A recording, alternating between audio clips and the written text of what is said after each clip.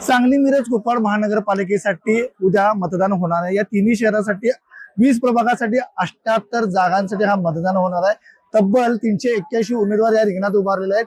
4.5 लाखाहून अधिक मतदार आपला मतदानाचा हक्क उद्या बजावणार यासाठी तब्बल 381 उमेदवार निवडणुकीच्या रिंगणात आहेत।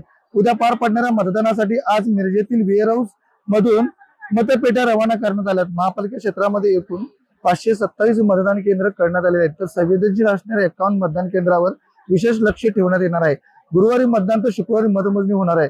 सांगली मिरज आणि कुपवाड महापालिकेसाठी एकूण 4,54,430 मतदार आपला मतदानाचा हक्क उद्या बजावणार आहेत। मतदानाच्या दुसऱ्या दिवशी मतमोजणी देखील याच ठिकाणी व्यवस्था करण्यात आली आहे। एकूण 6 निवडणूक निर्णय अधिकाऱ्यांच्या देखरेखीखाली एकाच वेळी 6 प्रभागाची 14 टेबलावर मतमोजणी होणार आहे।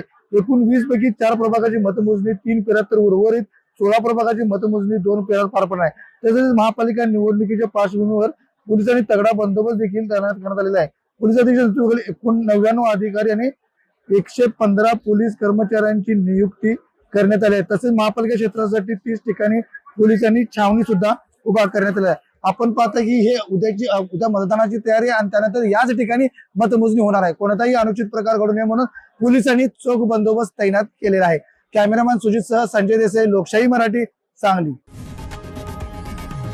लोकशाही मराठी ऐका, पहा, जागरूक रहा।